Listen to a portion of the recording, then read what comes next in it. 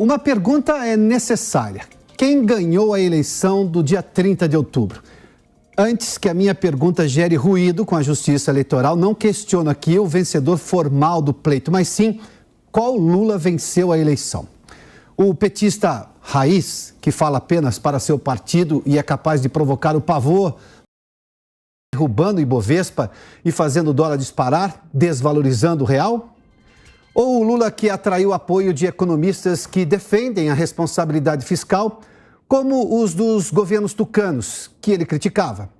Porque essa gente, sabe-se lá no que acreditaram antes, já se mostra arrependida depois do discurso de ontem do presidente eleito. Até Henrique Meirelles parece ter jogado a toalha. E olha que ele foi presidente do Banco Central na era Lula, mas também ministro da Fazenda de Michel Temer, na recuperação da tragédia petista que levou o Brasil à maior recessão de sua história em 2015 e 2016. Meirelles, que até outro dia era cotado para ser o ministro mais importante da área econômica do governo eleito, disse a investidores que Lula teria, abre aspas, dilmado, um verbo autoexplicativo, e desejou sorte a eles. Os investidores, que viram as empresas brasileiras do Ibovespa perderem somente ontem 156 bilhões de reais em valor de mercado. O dólar teve a maior alta desde março de 2020, no começo da pandemia de Covid. Um discurso de Lula é comparado à pandemia no estrago que pode causar à economia do país. Chama a atenção. Daí dizer, como disse o presidente eleito, que nunca viu um mercado tão sensível como o brasileiro, mostra a desconexão do Lula candidato que não saiu do palanque de campanha com o presidente eleito que precisa assumir suas responsabilidades. A tal responsabilidade fiscal, entre aspas, como ele, Lula, o presidente eleito, chamou com desdém, o que é justamente a garantia de equilíbrio entre gastos e receitas, presente e futuro, que qualquer país do mundo precisa ter. O mercado brasileiro não foi sensível.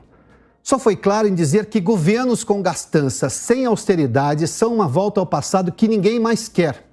O passado que o Brasil não aceita mais. E o tal mercado são os milhões de acionistas de todas as empresas que atuam no Brasil que, como é óbvio, precisam de previsibilidade e responsabilidade do governo. Além do mais, ninguém mais quer separar o país, senhor presidente eleito.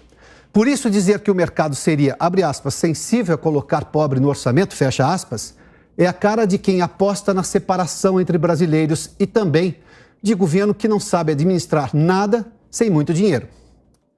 O governo atual, senhor presidente eleito, até porque é justo lembrar e comparar, enfrentou uma pandemia e uma guerra, numa conjunção de fatores que puseram a economia mundial de joelhos.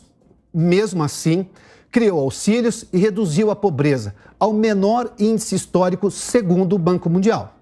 Gerou milhões de empregos com carteira assinada, reduziu o desemprego também na informalidade e vai entregar o país com superávit fiscal. Um país crescendo mais que a média do mundo, com inflação em queda muito mais do que nos Estados Unidos e Europa e com um ambiente arejado para investimentos e empreendedorismo. O que gera receita para o governo e autonomia para as pessoas. Quem ganha uma eleição, senhor presidente eleito, ganha para melhorar o que existe, não para piorar.